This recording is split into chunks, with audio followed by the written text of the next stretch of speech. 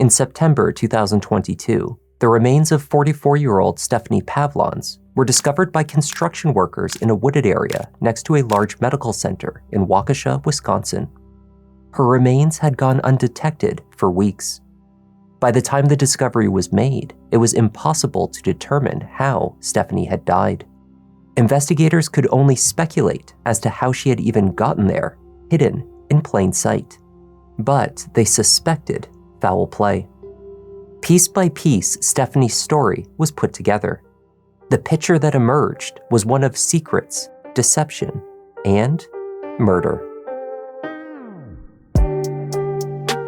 Hi there, I'm Kevin, and welcome to Just Thought Lounge. Today's case is a fascinating study in circumstantial evidence. It begins with a sad and tragic discovery.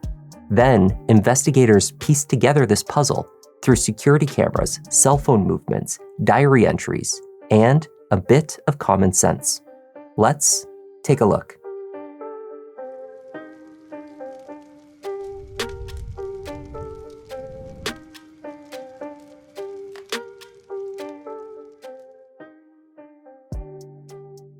On September 9th, 2022, 3 construction workers in Waukesha, Wisconsin, were sectioning off an area within a vacant lot on Gulf Road.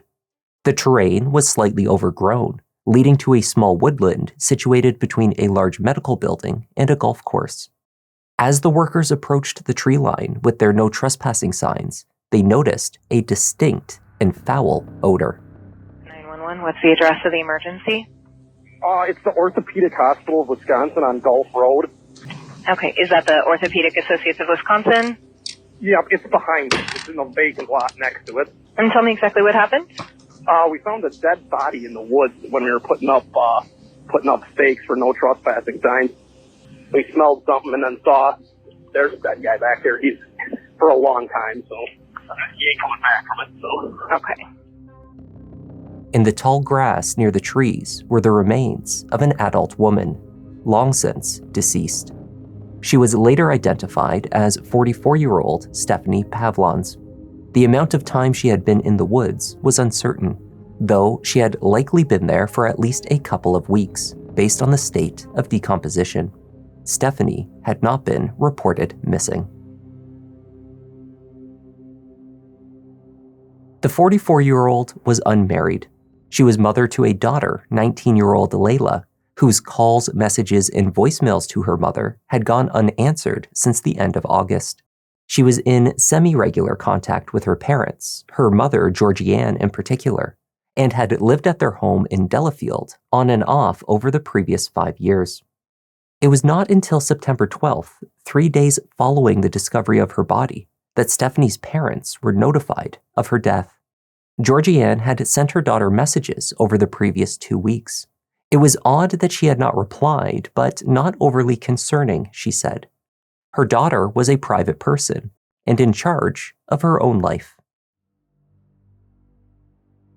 There was no clear pathway to Stephanie's body in the woods, though there were indications of traffic around the general area, mostly cans of alcoholic drinks and other small pieces of trash. 2 key items were spotted within 15 feet of her, a vape and a scalpel. The vape was Stephanie's. She was trying to quit smoking. The scalpel did not show any signs of use. There were no other personal belongings on or near her person. Stephanie was wearing dark jeans, white tennis shoes, and a loose-fitting long black t-shirt. The medical examiner performing the autopsy was hindered by the state of the remains. The extent of decomposition meant that no cause or manner of death could be determined. A toxicology was performed, but it was also limited due to the muscle and tissue available for a sample. Results found that Stephanie had traces of some of her prescription medications in her system. Stephanie took medication for seizures. She also had prescriptions for oxycodone to address neck pain from a car accident. She also took Xanax for her anxiety. Whether Stephanie's death was natural, a result of a health condition, whether it was caused by her medications, or if she died as a result of foul play, was not a question that the autopsy could answer. When investigators notified Stephanie's parents of her passing on September 12th, they learned that she had not been living at their house consistently for several months. Stephanie had instead been staying with her on-again, off-again boyfriend, 55-year-old Matthew Paul. Matthew had a unit at the Willow Park Apartments on Delafield Street in Waukesha. He was the father of Stephanie's adult daughter, and the two had maintained some form of relationship over 20 years. Curiously, Matthew had also failed to report his girlfriend missing.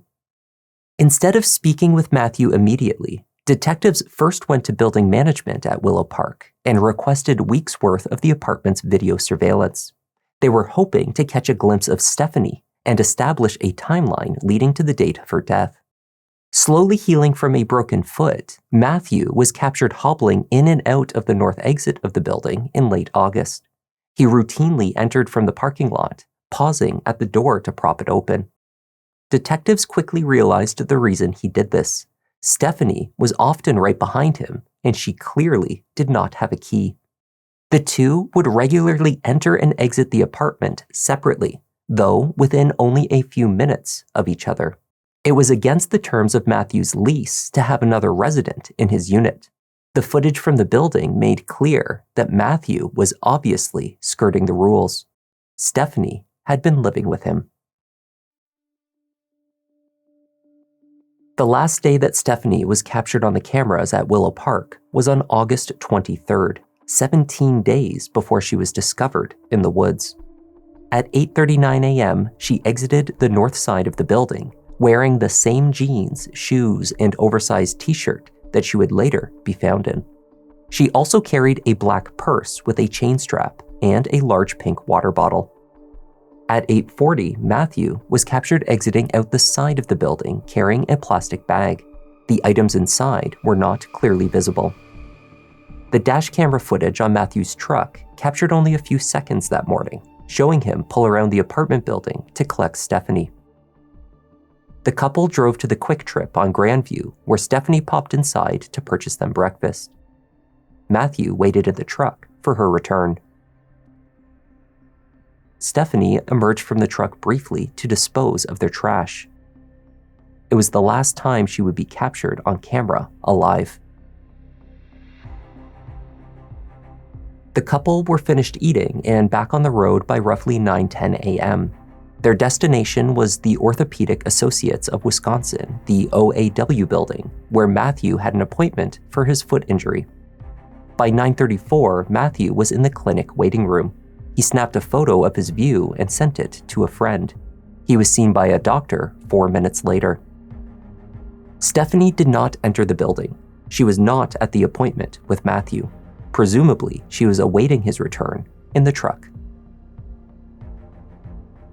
Cell phone data for both Matthew and Stephanie's devices placed them in the area of the OAW building beginning at 9:20 that morning. Connections to nearby cellular towers indicated that both phones remained in or around that area together. Matthew's appointment ended at 10:33. By 10:52, both phones traveled east towards the woodland. That left a roughly 20-minute period of time in which the couple was most likely together somewhere on the property before both phones were tracked on a return trip to the Willow Park Apartments. When detectives checked the cameras later that day, they found footage of Matthew returning, but not Stephanie. 17 days later, she was found dead in the woods east of the OAW.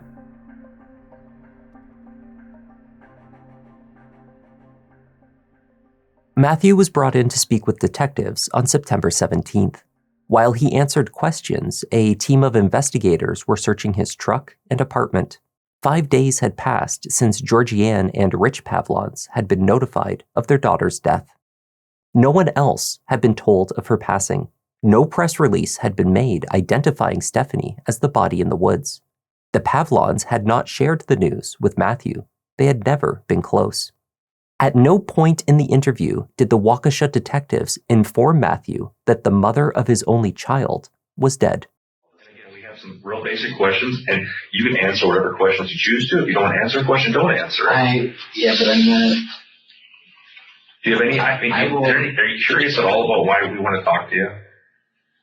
Well, of course I am. Right? Something that happened yesterday. I mean, I went right over by the police. I mean, nobody. We're not here about anything yesterday, okay? Let's talk about Stephanie. What is she to you? Oh my God. Stephanie is the mother of my daughter. And you guys already know that. Yeah. Did you guys have a current relationship?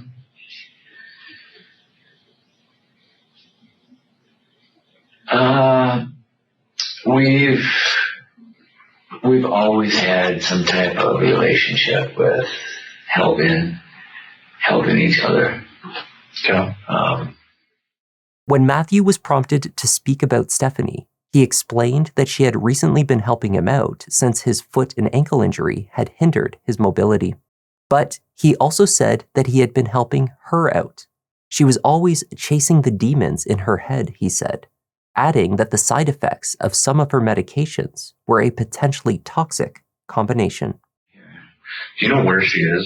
Do you know when's the last time you saw her? No. You don't know where she is? Do you remember the last time you saw her? No, weeks ago. Weeks ago? And I'm sick to my stomach. Why is that? Because I have a bad feeling. Walk me through the last. When you said you saw her a few weeks ago, where were you guys? I can't recall the exact time that I saw her. Do you want to go to that, or do you want to stick on the antidepressants? And the few times I had to go to the hospital with her because she was in such poor condition. We'll come back to that. According to Matthew, Stephanie had overdosed on her prescriptions in the past. She had also been depressed. Still unable to recall the last time he saw her, Matthew was able to tell detectives of instances when Stephanie would abruptly leave for extended periods of time without telling him. Detectives were eventually able to steer the conversation to the last time Stephanie was seen alive, the morning of August 23rd, when she traveled to the OAW building with Matthew. You went with her to an appointment at orthopedic. You guys know something you're not telling me. No, we're trying to figure out where she is or who last saw her. So I guess you just told me you said you guys went to orthopedics together. Yeah. Oh, I've been going to orthopedics since. Right. This is the day after May. Right. This is the day after though. You guys went mattress. Yeah. I can't recall the exact dates, but she went there with me a few times. Okay. This would be the last time that you would have seen her though in the last few weeks. You said this one would be kind of. I would. If you're thinking back, you haven't seen her since this day. And you said you guys went out there. I believe so. You went into your appointment. So this is the last time you would have seen her, it sounds like. Okay. Did she come in the building with you? Do you remember? No. She stayed in the truck? Yeah, she stayed in the truck. You finished your appointment? Yeah. Come out to your truck? 10 and 1. She's gone. She's not in the truck anymore? She's gone, yeah. Did she have the keys or no? Do you remember? Oh, no, I had the keys. Matthew said that when he returned to the truck and Stephanie was missing, he drove around the area looking for her. He could not call her, he said, because he knew that she had left her cell phone at the apartment. As Matthew continued to speak with detectives, officers were busy searching his apartment. There were 2 items they found inside which raised red flags. The first was the large pink water bottle that Stephanie had carried with her on the morning of August 23rd, the last time she was seen exiting the building. It now sat on the floor of Matthew's apartment. The second was her black purse, carried by Stephanie coming and going in the days leading up to her disappearance, including the last day she was seen alive. The purse was tucked into the dresser in the bedroom. Matthew said he began to grow concerned about Stephanie when he found her purse in the back of his truck. He discovered it, he said, over a week after he had last seen her, when he cleaned out his truck at the car wash. When I really got worried and didn't understand what was going on is she put her purse in the back of my truck, in the back seat. I didn't notice that the purse was in the back seat until I went to the car wash about a week ago. Yeah. And I took out my car mats and I started cleaning everything, and lo and behold, I see her purse, and then that's when I was like thinking, well, this is strange. Footage from inside that car wash on September 6th does show Matthew Paul cleaning out his truck. What it does not show is him pulling out a purse, cleaning car mats, or making any kind of unsettling or concerning discovery. Of course, Waukesha detectives already knew this, because they knew that Matthew did not find the purse a week later, but rather carried it into his apartment on the afternoon of August 23rd, only hours after leaving the OAW building. At roughly 10 minutes after 11, Matthew entered from the north door carrying the pink water bottle under one arm. Notably, for the first time in days, he did not pause to prop the door open for Stephanie. He simply walked in, letting the door close and lock behind him. It was as though he knew that this time she would not be returning. That same afternoon, about an hour later, he was back on camera walking out of the building. When he returned moments later, he carried a plastic bag. In it, detectives believed, was Stephanie's black purse.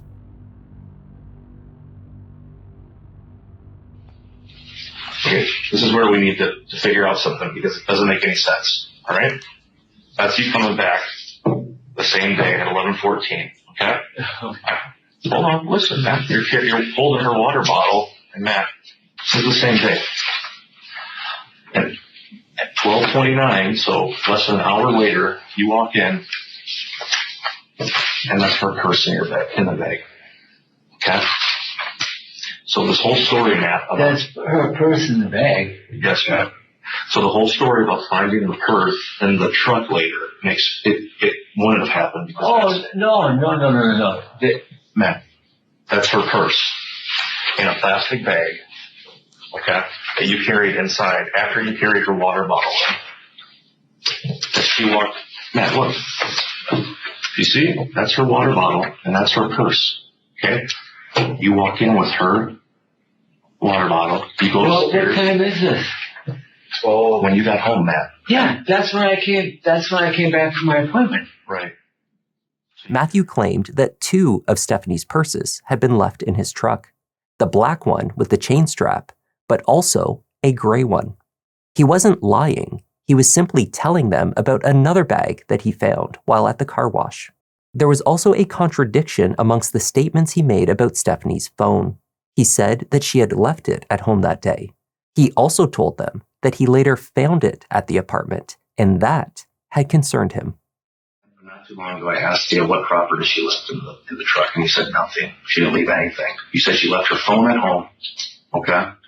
You said she left nothing in there. You went looking around, nothing, okay? And then a week later, or 2 weeks later, you found her purse. I honestly don't recall everything.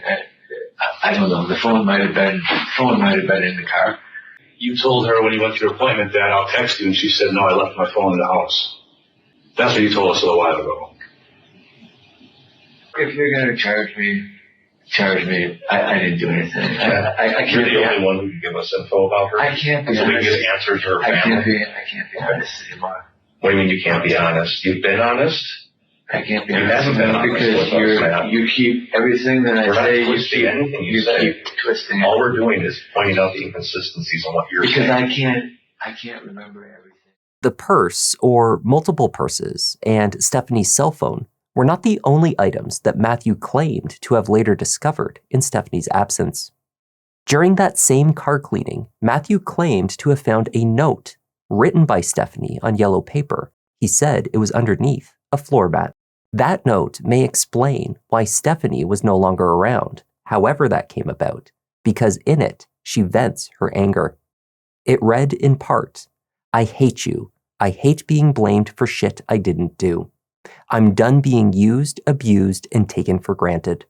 All you care about is yourself and what you can use people for.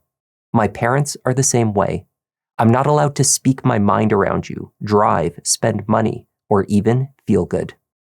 The note may have supported Matthew's assertion that Stephanie was miserable in her life and perhaps chosen to leave on her own accord on the 23rd.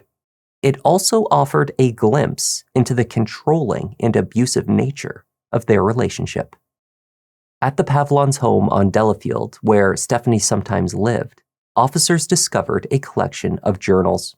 There were entries beginning in the summer of 2020 and spanning through the spring of 2021 that investigators found to be of particular interest. Stephanie wrote of arguments with Matthew when he would lose his temper.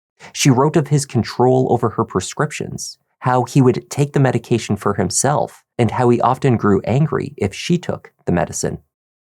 She referred to his eyes as full of hate. Later that year, he was Dr. Jekyll and Mr. Hyde. There were days, even weeks at a time, when she appeared to be fine, happy even, though these periods never lasted, inevitably interrupted with another entry about Matthew's behavior.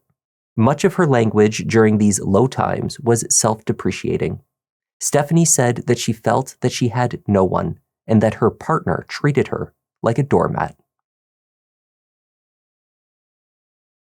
That Matthew Paul was a horrible boyfriend to Stephanie was never in doubt. This fact did not contradict Matthew's claims that he was innocent of her murder. Arguably, it supported them. He asserted that Stephanie could have chosen to leave him because she was unhappy, then later encountered foul play or experienced a health emergency in the woods. He also suggested that she was so miserable with him and her life that she could have chosen her own fate in the woods that day. Detectives soon discovered that Matthew was also carrying on relationships with 2 other women. There was evidence that Stephanie was aware of at least one of these connections. Both women were based in the Philippines. Matthew's correspondence with them took place mostly on Skype. But he was looking to take the next steps. Matthew had been planning a trip to be with one or both of these women before he injured his foot. Apparently, Stephanie was meant to join him. In the wake of her death, investigators believed that what Matthew really wanted was to have Stephanie nurse him back to health before he started his new life in the Philippines without her. Matthew Paul was arrested and charged with the murder of Stephanie Pavlons. He pleaded not guilty and stood trial in late October 2025. The state's case was largely circumstantial. The physical evidence was not only sparse, prosecutors could not even state with certainty how Stephanie died. Her manner of death remained unknown. And the theory of how Matthew committed the murder at the OAW building that day was murky.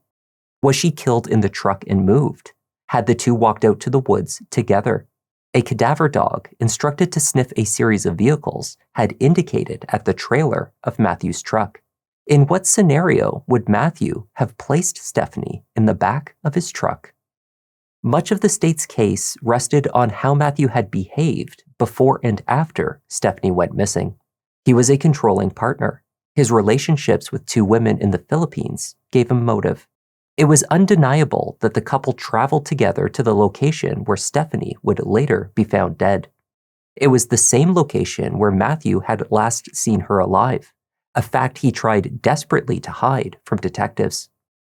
Prosecuting attorney Sue Opper opened for the state. During these 2 gaps, the 16-minute gap before the appointment and the 20-minute gap after the appointment, we have no idea where Mr. Paul is or what he's doing. There's no activity on his phone. He's not moving anywhere. There's nothing that we could find that tells us what he's up to during these gaps of time. The defense raised doubts that the state's theory was plausible. How could Matthew have committed murder in broad daylight in a busy area in view of a large and well-populated medical building and a golf course without anyone seeing anything suspicious? How could he have transported Stephanie and concealed her in the woods walking through the uneven and overgrown terrain with his injured foot. Keep in mind, her body was found in a wooded area that is bound by a heavily traveled frontage road and interstate, a very busy health center, a golf course, and homes. Ask if Matt carried Stephanie into that wooded area, when would he have done that? Keep in mind, the government has hundreds of hours of camera footage and cell phone mapping. Keep in mind, Matt was still dealing with a broken foot. Finally ask, what proof does the government have that Stephanie was even killed by another person? It could have been suicide, it could have been medical issues, it could have been anything. Matthew Paul's cell phone data was incriminating. Beginning in late August through early September, he routinely searched Stephanie's name for any news results. He specifically queried her name for obituaries and alongside the names of funeral homes. All of these searches took place before she was found dead. He also began speaking with his father more regularly than he traditionally had. Search history on his father's devices returned similar searches, these likely made by Matthew while visiting his father's home. To one of his girlfriends in the Philippines, Matthew messaged, "I'm really worried about something, but I can't tell you through text. Can't tell about certain things. I did call my dad, and he is pretty worried too. Something happened, hun. I can't explain in text." After this last message, Matthew spoke with his girlfriend via Skype for 2 hours. Also found at his father's home was footage from the dash camera on Matthew's truck. Though additional recordings from the morning of August 23rd were never located, detectives did uncover a drive to the OAW building that Matthew made on the 9th, the day that Stephanie was found. On that day, Matthew drove to an appointment at the building, only to find the parking lot and surrounding area scattered with law enforcement vehicles and crime scene units. Curiously, instead of making the turn into the building to attend his scheduled appointment, Matthew drove straight past the parking lot. He took an extended drive to a subdivision further down Gulf Road before slowly pulling around, eventually making it back to the OAW. The most obvious explanation for his detour, the state argued, was that Matthew spotted law enforcement at the building and panicked. Because unlike every other person with an appointment that day, Matthew knew exactly why the police were there, and exactly who and what they had discovered next to the golf course.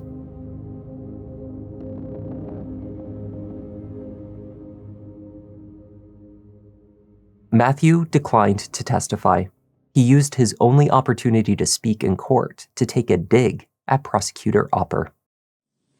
Have you discussed your decision whether or not to testify with your attorneys? Yes. Have you made a decision? Yes. What is your decision, sir? Well, I think Opper's too good at fabrication, so I don't think it would be a good idea for me to testify. Okay. The key witness for the defense was a toxicologist who reviewed the autopsy report prepared by the medical examiner. Dr. Stacy Hale outlined the use and potential side effects of each of Stephanie's prescriptions. She suggested that there were other factors that could have led to her death, causes that were accidental or natural, and everything in between. In this case, a seizure a possibility. Yes.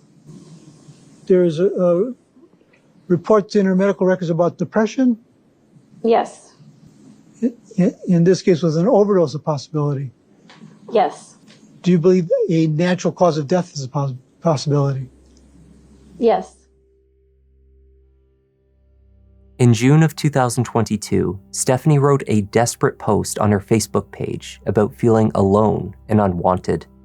As a result of her message, she was able to reconnect with an old friend named Andy, who had also been going through a rough time in his life. Their correspondence in the following weeks was supportive, optimistic, and heartfelt. Contrary to the defense team's assertion that Stephanie was miserable, these messages showed a woman seeking happiness, friendship, and a fresh start. Prosecutors showed the jury one of her last messages to her friend on Facebook, a photo taken in her parents' garage. In it, Stephanie was smirking at her friend. They were discussing plans to meet and have dinner. This was the face of a woman who was ready to move on, to seek better things in her life. The state argued the yellow note left in the truck was Stephanie's way of telling Matthew that she was leaving him.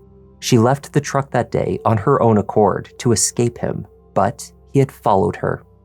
They speculated that the cadaver dog later caught her scent in the trailer of the truck because that is where Matthew had subsequently tossed the murder weapon, Stephanie's black purse.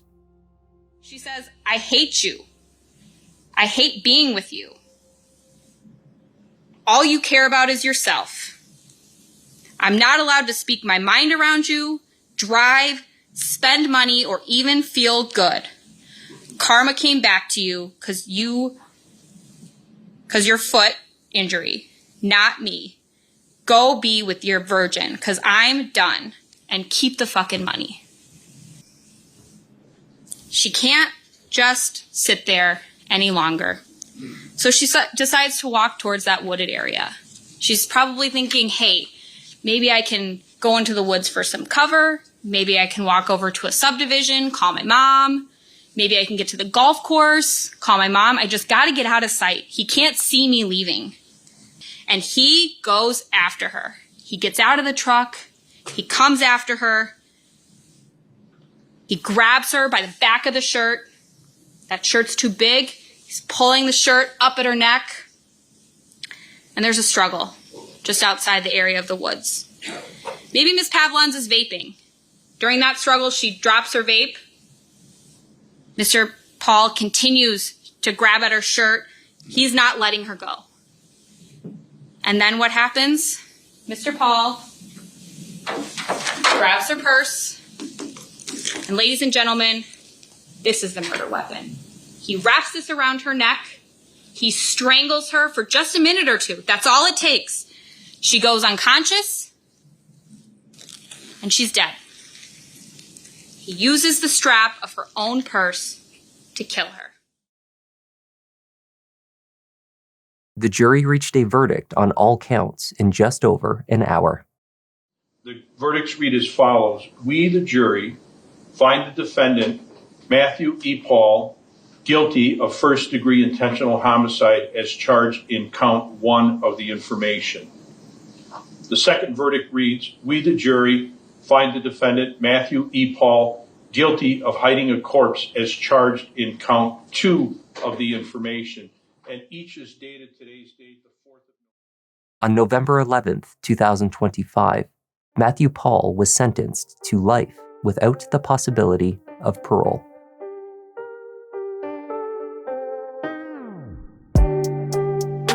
And that was the tragic case of Stephanie Pavlons. Thank you for joining me, and a shout out this week to Dalia Al-Ottman, RLM, Brendan, and Tevz N for joining our Sherlock Holmes membership. Welcome to the lounge. I'm Kevin. This is Just Thought Lounge, and I'll see you in the next one. Let me find my seat. Kevin, go ahead and settle in. Gotta be selective, doing all the research, keeping it objective. Always been effective. Can say he got a knack. Pick of the litter. You see how Newton got his back. Yeah, the content that you need. This could be a new sign. We talk in the comments. They jot in a few lines. Tune in and hit like. Love that. It's too kind. Feels like the whole world is online for true crime. Watch him on the run.